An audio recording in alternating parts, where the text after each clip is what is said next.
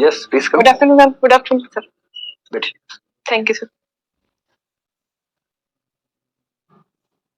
आप सुनीता मीणा है ना? सर कुछ बताइए अपने बारे में।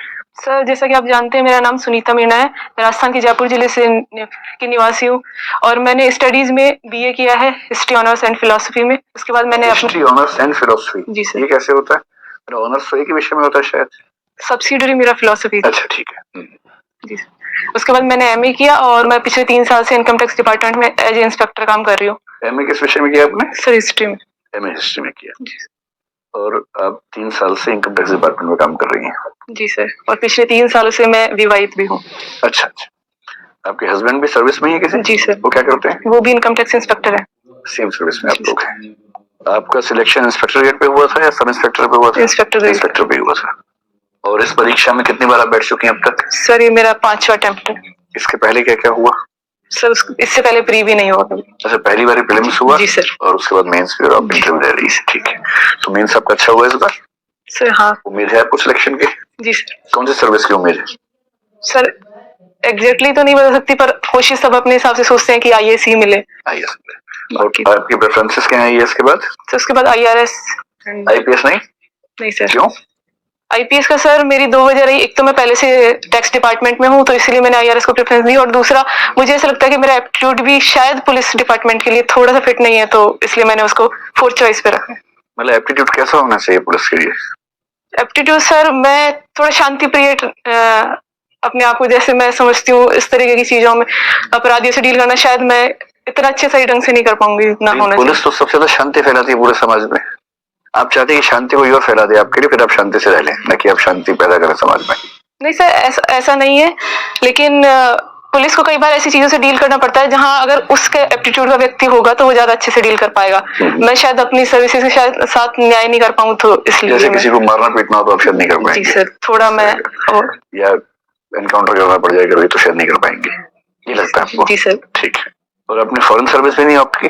मैं जिस बैकग्राउंड से आती हूँ वहाँ फैमिली को एडजस्ट करना मुश्किल होता मेरे लिए फॉरेन सर्विसेज में इसलिए मैंने अपनी नहीं किया। अच्छा फैमिली का मतलब आप अपने हस्बैंड की बात कर रही हैं? हस्बैंड मेरी सास और वो मतलब सास शुरू से गांव में रही है।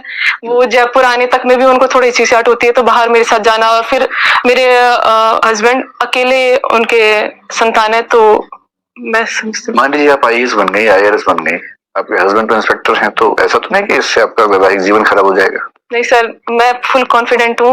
हमारी अंडरस्टैंडिंग काफी अच्छी है तो ऐसा कोई इशू नहीं है। ऐसी 2 फिल्मों के नाम बता सकती है जहाँ ऐसा ही हुआ था कि वाइफ हस्बैंड से आगे निकल गई थी और उसके बाद चीजें ठीक चल नहीं पाई? हिंदी की बहुत प्रसिद्ध फिल्में हैं ऐसी जो इसी थीम पे बनी। सॉरी सर मुझे मैं मूवीज का आइडिया नहीं। सर कोई फिल्म देखी है एक अभिमान फिल्म बहुत प्रसिद्ध है इस मामले में। मतलब ईश्वर करे कि सब ठीक रहे। मैं तो वैसे कह रहा हूँ कि एक भारतीय समाज में ऐसा भी कुछ लोग सोचते हैं। आप मुझे ये बताएं कि आप महारानी कॉलेज से पढ़ी? जी सर। डेमोक्रेसी के समय में किसी कॉलेज का नाम महारानी कॉलेज होना या महाराजा कॉलेज होना बहुत शर्मनाक बात नहीं लगती आपको? इसमें आपकी जिम्मेदारी नहीं, मैं वैसे आपसे पूछ रहा हूँ। सर जिस जमाने में कॉलेज बनी थी उस टाइम के हिसाब से तो चीजें ठीक थी पर नाम बहुत ज्यादा मैटर नहीं करता। उस जब हम कॉलेज में क्या पढ़ा रहे हैं किस तरह का हम लोगों को डेवलपमेंट कर रहे हैं उससे ज्यादा मैटर करता है। मैं सोचती हूँ नाम बहुत ज्यादा मायने नहीं रखता। नहीं बहुत ज्यादा मायने नहीं रखता मैं समझ गया लेकिन फिर भी लोकतंत्र है और अब तो लोकतंत्र को भी 70 साल के आसपास हो ही गए हमारे। क्या उचित नहीं होगा कि नाम बदल दें हम? महारानी की जगह चाहे तो मुख्यमंत्री कॉलेज कर दीजिए प्रधानमंत्री कॉलेज कर दीजिए अगर ऐसे ही नाम रखना है डेजिग्नेशन पे ही नहीं तो कुछ और नाम। सर महारानी मैं सोचती हूँ कि स्टेटस नहीं है। लड़कियां जब जिस कॉलेज में पढ़ रही है वो अपने आप को महारानी समझ सकती हैं। ऐसा कोई स्पेसिफिक हम नहीं कह सकते कि भाई किसी महारानी के नाम पर नहीं है तो वो अपने आप में मुझे नहीं लगता कोई बड़ा इश्यू है। नाम ठीक है कोई दिक्कत नहीं है। महाराजा महारानी दोनों ठीक है। जी सर। ऐसे ही अलीगढ़ मुस्लिम विश्वविद्यालय और बनारस हिंदू विश्वविद्यालय ये भी ठीक ही होगा क्योंकि नाम में क्या रखा है? सर मैं जहाँ तक समझती हूँ नाम बहुत ज्यादा मैटर नहीं करता है। आप सुप्रीम कोर्ट के बारे में बात कर रही थी। सुप्रीम कोर्ट ने कुछ समय पहले ही लगातार राज्य सरकारों को बोला है कि अरावली में जो अवैध खनन हो रहा है उसको किसी भी तरीके से रोका जाए लेकिन सरकारें कोई ठोस कदम नहीं उठा रही है इस तरफ और लगातार ये जो खनन की प्रक्रिया वो बढ़ती जा रही है।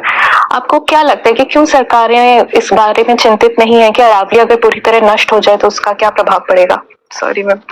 इस पूरे प्रकरण में आपको ऐसा लगता है कि शायद सरकार भी खुद लिप्त है इसमें किसी ना किसी तरीके से तभी वो ठोस कदम नहीं उठा पा रही? मैं अच्छा ठीक है कोई बात नहीं। राजस्थान से आती हैं और राजस्थान अपने कल्चर को लेके बहुत प्रसिद्ध है पूरे ही देश में, और वहाँ का जो परिधान है वो भी काफी लोकप्रिय है। लोग जानते हैं राजस्थानियों को उनके साफा से, घूंघट से। ऐसे में आपको क्या लगता है कि महिलाओं का जो घूंघट है वो अगर अपने मन से करती हैं तो वो ठीक है, हमें बहुत उनको बात भी नहीं करना चाहिए कि आप घूंघट हटाओ, और उनको जबरदस्ती नहीं बोलना चाहिए कि आप वेस्टर्न ड्रेसेस पहनो या सलवार सूट पहनो, अगर उनका वो परिधान है तो वो है। आपका क्या मत है, घूंघट रहना चाहिए, हटना चाहिए? मैं जहाँ तक समझती हूँ, वेस्टर्न ड्रेसेस पहनना अलग बात है और किसी को अगर आप पर्दा करवा कर उसके व्यक्तित्व का ही हनन कर रहे हैं तो वो अलग बात है। पर्दा अभिव्यक्ति को रोक देता है, महिलाओं को उनका आगे बढ़ने से रोकता है।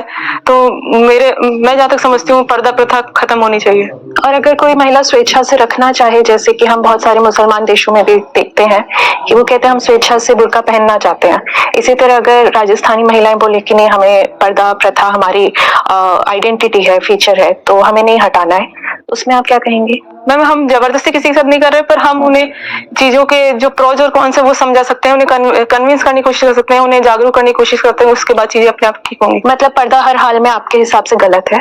जी अच्छा, ठीक है। एक पर्दा के लिए ही जयपुर में ही कैंपेन चल रहा है, बता सकते हैं क्या कैंपेन है? मैम, घूंघट हटाओ कैंपेन मुख्यमंत्री जी ने लॉन्च किया है। और इसका क्या ऑब्जेक्टिव है, क्यों किया है? ताकि महिलाएं आगे बढ़ सके। घूंघट नहीं, ये तो बहुत ही किसी विशेष कार्य के लिए किया जा रहा है। चलिए कोई बात नहीं। लिटरेसी रेट क्या है राजस्थान की? मैम 66.1%। महिलाओं की 52.1%। और पुरुषों की?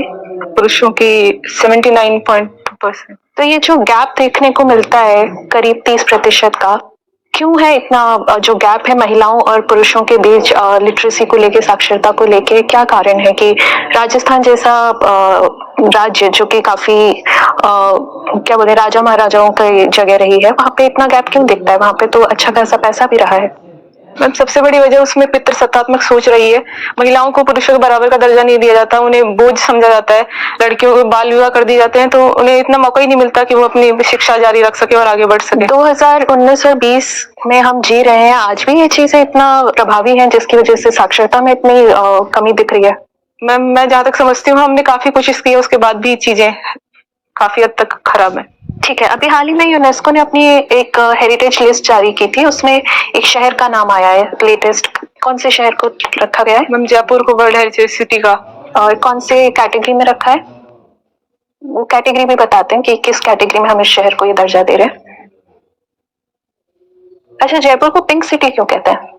जब प्रिंस ऑफ वेल्स जयपुर घूमने के लिए आए थे तो राजा राम सिंह ने पूरे जयपुर को पिंक कलर से रंगवा दिया था, क्योंकि वो मेहमान नवाजी का प्रतीक है, इसलिए तब से ये परंपरा बन गई कि जयपुर पिंक सिटी। तो आज भी सब लोग अपने घरों में पिंक कलर ही करते हैं? मैम, सरकार ने कानून बनाकर ये प्रावधान किया है कि रोड्स और जितना मार्केट्स है वहाँ पिंक कलर ही किया जाएगा। ओल्ड जयपुर, ओल्ड सिटी जो है वहाँ पे अभी भी काफी पिंक है, जो नई बसावट है वहाँ पे अलग कलर होने लगे हैं। ठीक है। आप महारानी कॉलेज के बारे में बता रही थी, मेरा ये आखिरी सवाल है आपसे।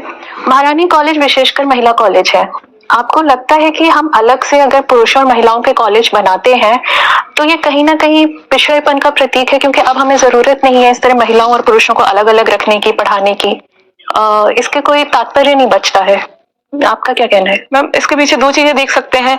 एक तो मैं ये जरूर मानती हूँ कि कोएड में जितना डेवलपमेंट पर्सनैलिटी का हो सकता है वो हम अगर सेपरेट कॉलेज बनाते हैं वहाँ नहीं हो पाता। पर राजस्थान जैसे स्टेट में जहाँ अभी हम बात कर रहे थे कि महिलाओं की स्थिति उतनी अच्छी नहीं है, लड़कियों को पढ़ने नहीं दिया जाता, तो कुछ समय के लिए हम ये प्रावधान कर सकते हैं ताकि फैमिलीज इजी वे में लड़कियों को भेज सके। और कुछ समय मतलब कितना समय? मैम, जब तक लिटरेसी रेट थोड़ा ठीक नहीं हो जाती और जब तक चीजें सही नहीं हो जाती तब तक इस प्रावधान में रख सकते हैं, उसके बाद तो शायद जरूरत महसूस नहीं होती ऐसी चीजें। चलिए ठीक है, धन्यवाद।